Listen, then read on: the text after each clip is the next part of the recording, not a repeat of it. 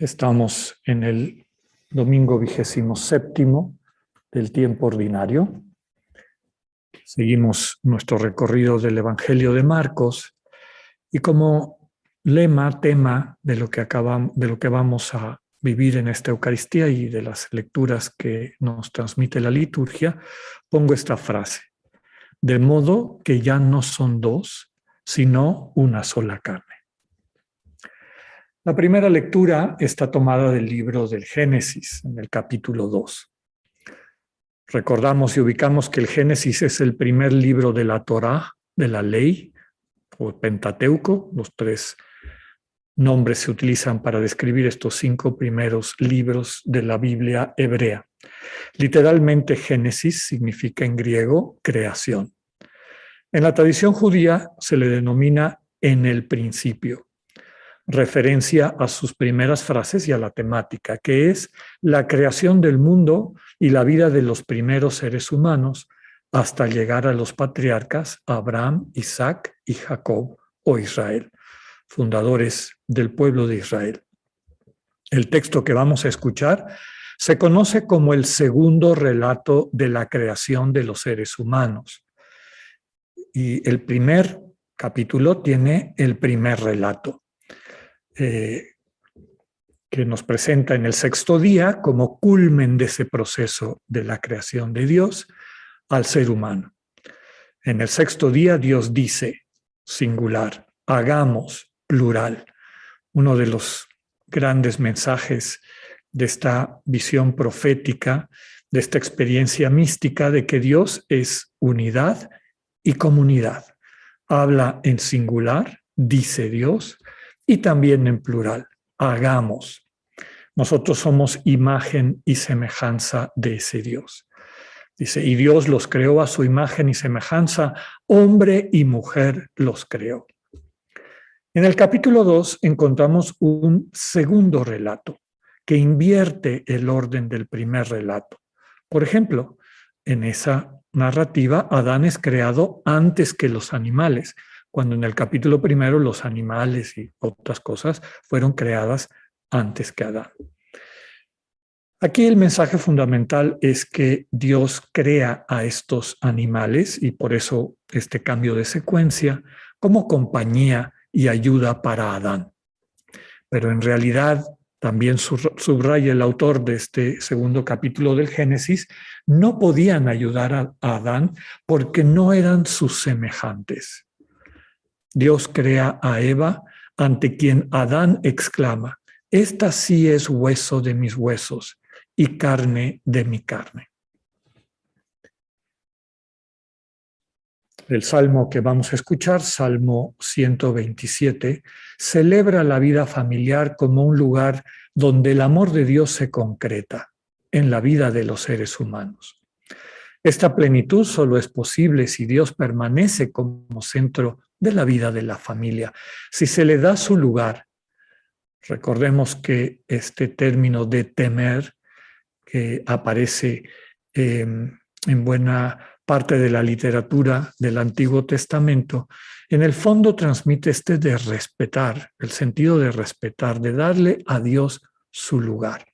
No el temor ante quien está ahí para hacerme un daño, de lo cual Dios es incapaz, porque Dios es el inocente por antonomasia, pero si no lo respetamos, si no le damos su lugar, nuestra vida se desarma, nuestra vida se desarticula. La comunión con Dios se traduce en comer del fruto de nuestro trabajo, ser dichosos, que nos vaya bien. Con la imagen del banquete familiar, el salmista nos enseña que no hay mejor alegría que la que se comparte con quienes amamos y nos aman. Nos quedamos con esta frase: que el Señor te bendiga desde Sion, es decir, desde el lugar del encuentro. La segunda lectura nos lleva a un cambio de texto del Nuevo Testamento. Terminamos la carta a Santiago e iniciamos ahora la meditación alrededor de la carta a los Hebreos. Esta, más que una carta, es un sermón o explicación doctrinal exhortativa. Es decir, nos enseña, nos catequiza, nos apunta en la dirección de Dios y nos exhorta a que la podamos seguir, vivir, profundizar. No es carta porque, a diferencia de las otras cartas que ya conocemos, no inicia presentándose y saludando. Igualmente, al final, no presenta estas despedidas personales que Pablo, por ejemplo, solía realizar. La exégesis contemporánea, los estudios bíblicos contemporáneos, han llegado al acuerdo de que el autor no es Pablo, sino uno de sus discípulos. Si bien su teología, su evangelio es el mismo que el de Pablo, el estilo es radicalmente distinto, mucho más peinado, mucho más, digamos, académico. El nombre de la carta refleja que está escrita para los cristianos de origen judío. Constantemente hace alusiones al Antiguo Testamento. Y el contexto en el que se escribe la carta es el desánimo que provoca la persecución y marginalidad en que a los cristianos de origen judío les ha puesto su nueva convicción. Son perseguidas por las autoridades romanas y al mismo tiempo rechazados y rechazadas por las autoridades judías. Se denota una nostalgia por el esplendor del culto en el templo de Jerusalén, del cual han sido excluidos. El autor se preocupa, y es el centro de toda la carta, en presentar al Señor Jesús como el nuevo y definitivo sumo sacerdote, y ya no hay ningún otro sacrificio necesario más que el de Cristo. Cristo, y la carta lo pone literalmente, es el pontífice, el que hace puentes, el que construye el puente entre Dios y nosotras y nosotros. La lectura de hoy nos introduce en este misterio de redención, cómo Cristo asume nuestro sufrimiento para liberarnos de él. Nos quedamos con esta frase que lo resume: la muerte que él sufrió redunda en bien de todos y de todas. En el Evangelio de Marcos seguimos nuestro recorrido, continuamos el viaje del Señor Jesús hacia Jerusalén, a donde se dirige para proclamar ahí la buena noticia del reino. Los conflictos con las autoridades religiosas judías irán en aumento. Una parte importante de la proclamación de la buena noticia implica desenmascarar lo que la contradice, especialmente cuando viene con una envoltura religiosa, cuando se presenta como voluntad de Dios, cuando en el fondo es una proyección del ego, del egoísmo, de la dureza de corazón del ser humano. La pregunta de los fariseos que le hacen al Señor: ¿es lícito al hombre divorciarse de su mujer por cualquier motivo?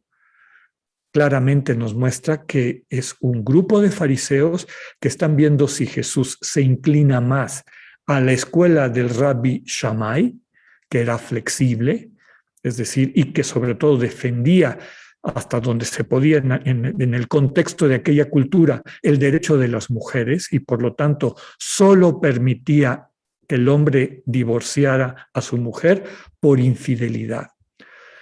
O si Jesús se inclina por la escuela del Rabí Hillel, que es estricta, es una escuela muy dura, pero al mismo tiempo, dentro de esa visión rígida de la vida, enseñaba que el hombre podía repudiar a su esposa por cualquier cosa que avergonzara a su marido. Y el caso típico que ponían era dejar quemar la comida. Eso bastaba para que alguien tuviese o se sintiera con el derecho de expulsar a su mujer de su casa.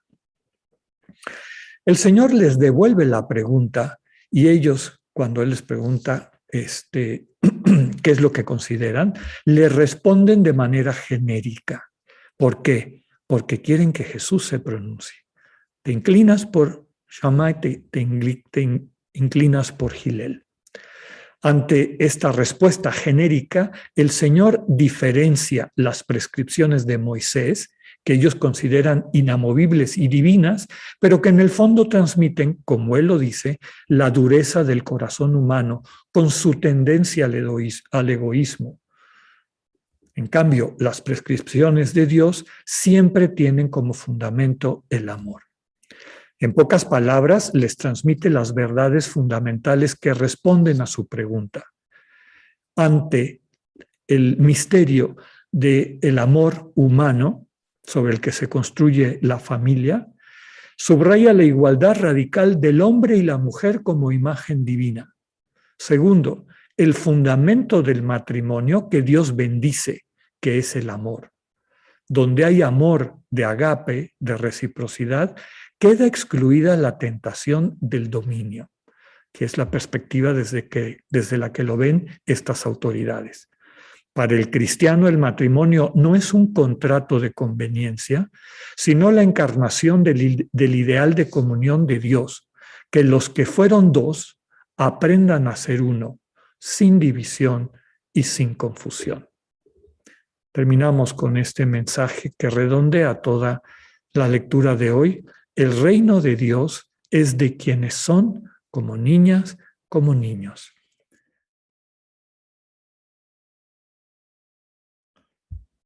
La palabra que acabamos de escuchar nos manifiesta, nos presenta este mensaje de Dios que nos ayuda a poner en el lugar que le corresponde al amor, como el valor principal y más importante de nuestras vidas. Ese es nuestro origen. Dios es amor y nosotros somos imagen y semejanza de ese Dios que es amor. La realidad de la individualidad de las personas en cuanto a posibilidad de formar comunión se manifiesta de una forma plena, se actualiza de una forma plena en esta imagen del amor divino que es la pareja, que es la relación de amor entre esposo y esposa, con lo que ese misterio significa. Cuando me invitan a predicar en las Eucaristías que celebramos para solemnizar el sacramento del matrimonio, que vale la pena subrayar, se entregan mutuamente el esposo y la esposa. El sacerdote es un testigo como todos los demás. Ahí los ministros del sacramento son el esposo y la esposa. En ese sacramento, como en todos los sacramentos que recibimos, hay una gracia específica que el Señor le regala a quienes se ponen en sus manos y lo invitan a ser parte central de sus vidas. Y la gracia fundamental del sacramento del matrimonio, que como la misma tradición nos presenta, representa, es decir, hace accesible, finalmente presente en medio del mundo, el misterio de la forma como Cristo ama a su iglesia. Esa gracia es poder ver en la persona amada, en la persona con quien se establece este vínculo sacramental, lo mejor de esa persona y comprometerse para que eso mejor de esa persona se manifieste y se convierta en realidad. Cristo así ve a su iglesia, y cuando decimos su iglesia no nada más es en abstracto y en general, sino a cada una y a cada uno de los que viven en esa iglesia. No la ve meramente en su condición actual, con toda su fragilidad, su ruptura, su antitestimonio, porque pues basta leer los periódicos para enterarnos que lo que decimos en el credo, una santa, católica y apostólica, pues muchas veces nuestras obras lo desdicen. Pero la mirada de Cristo subraya que esa no es la realidad definitiva. El Señor mira a su iglesia como todo lo que puede ser y a través de esa mirada la santifica. La va llevando en ese camino de santidad. Ese es el don que reciben como gracia quienes viven el sacramento del matrimonio. Aquí hay que subrayar una serie de elementos importantes. Todos los dones que Dios nos da son un regalo que Dios nos entrega, pero que necesita ser acogido por nosotros. Necesitamos aceptarlo, necesitamos cultivarlo, necesitamos mantener esta mirada en Cristo que nos lo renueva día con día. A mí me gusta subrayar que ese sacramento no se termina en el momento en que se acabó la ceremonia o cuando menos el rito del matrimonio. Ese es el momento en que empieza ese sacramento para el resto de la vida. No es magia. Dios nos acompaña. Dios es un compañero que nos va capacitando para que en la medida en que nosotros vivimos esa sinergia y unión con Él, el milagro que la gracia de cada sacramento puede realizar en nuestras vidas se convierta en realidad. Si nosotros le damos la espalda a esa gracia, pues esa gracia deja de operar en nuestras vidas. Le cerramos la puerta a este Dios que a través de su amor nos puede plenificar. Vuelvo a subrayar, los sacramentos son una gracia. El texto que encontramos en el Evangelio de hoy de Marcos y el otro Evangelio donde aparece, que es el de Mateo, Mateo lo pone en otro contexto, lo pone en el Sermón del Monte, y Mateo, seguramente con esa sensibilidad de judío que no tiene Marcos, pone esta cuestión del adulterio, el que se divorcia de su mujer, la somete al adulterio, y si esa mujer se casa con otro marido, va a cometer adulterio con esa mujer.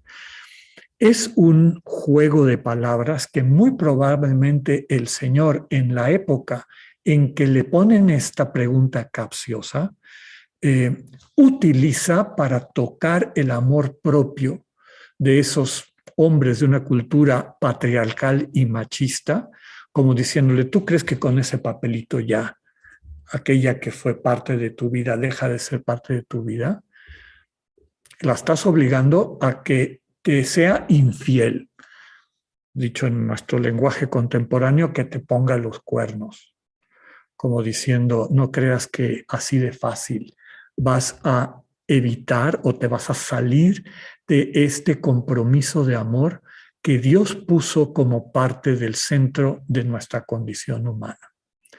Claro, Marcos lo saca de contexto, ya no es este juego de palabras que el Señor quiere utilizar para picar el amor propio de quienes tratan a las mujeres como objeto, porque finalmente lo que está detrás de las palabras del Señor es la defensa del proyecto original de Dios, que veíamos al hablar del relato de la creación. Dios los creó a su imagen y semejanza, hombre y mujer los creó. Es decir, somos imagen de Dios, y en la medida en que encarnamos el amor del Dios trinitario, vivimos a plenitud este sueño de Dios para todas y todos. Segundo elemento importante que está también en el Evangelio y no podemos dejar de lado. El final de los tiempos, recordemos aquella vez en que los saduceos vienen a ponerle una trampa a Jesús, otra secta judía. ¿Cómo está eso de que hay resurrección de los muertos? Y la mujer que se casó con 7 hermanos, cuando sea la resurrección, ¿de cuál de los 7 va a ser esposa? Porque se casó con todos y con ninguno tiene hijos. Todos tienen el mismo, digamos, la misma autoridad para decir, esta es mi mujer. Y ahí el Señor subraya, al final de los tiempos, es decir, en la plenitud del amor, todas estas oportunidades que Dios nos da de encarnar el amor trinitario van a trascender a ese amor que no conoce límites, a ese amor que no implica mi mujercita, mi maridito, a un amor que incluye a todos y a todas.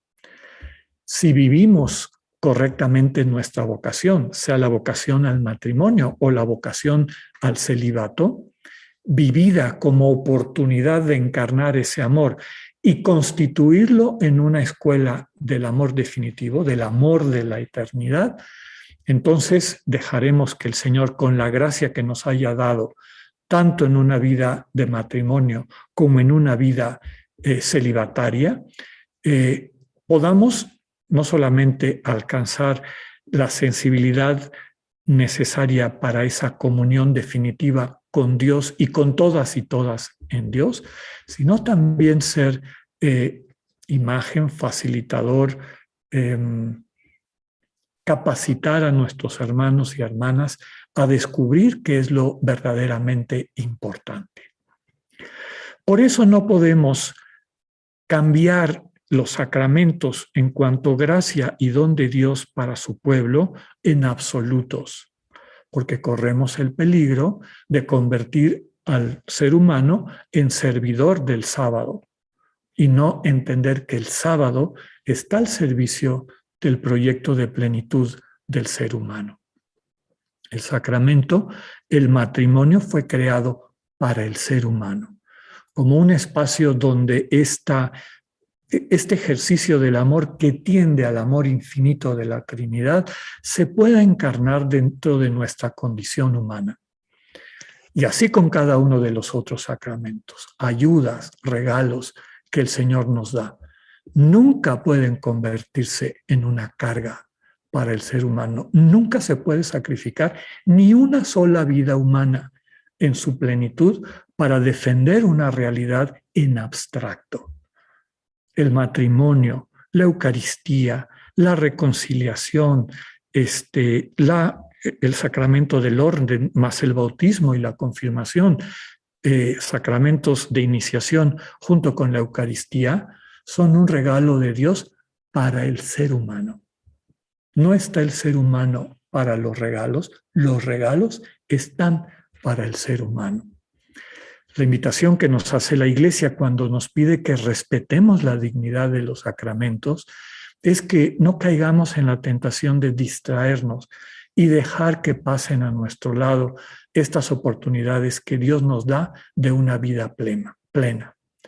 Pero no caigamos en la tentación en la que cayó el pueblo de Israel, que es lo que está denunciando el Señor en el texto que escuchamos, de utilizar este regalo, esta ley que el Señor nos transmite, esta armonía que el Señor nos transmite, para justificar nuestro egoísmo, para justificar nuestra incapacidad de amar realmente de corazón, de amarnos realmente de corazón.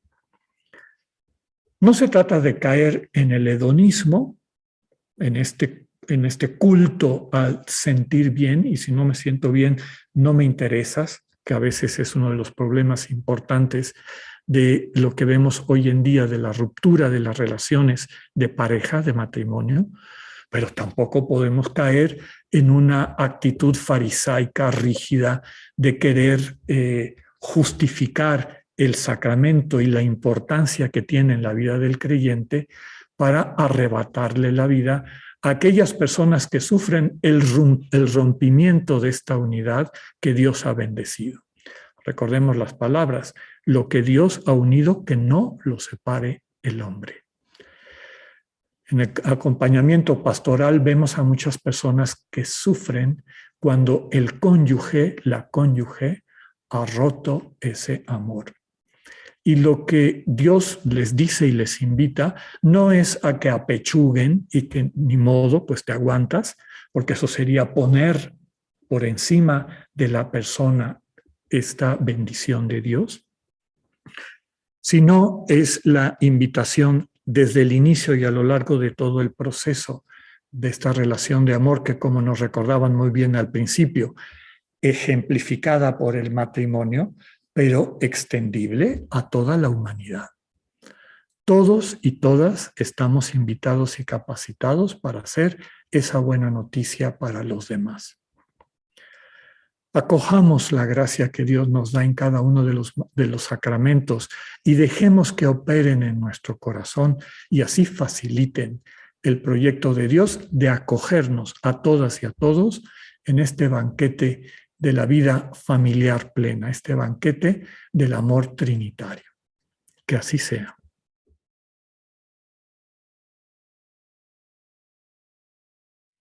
Utilicemos esta semana para meditar en tanto bien recibido, como decía San Ignacio. Cuántos regalos han llegado a ti, a tu corazón, a través de los sacramentos que el Señor te ha regalado.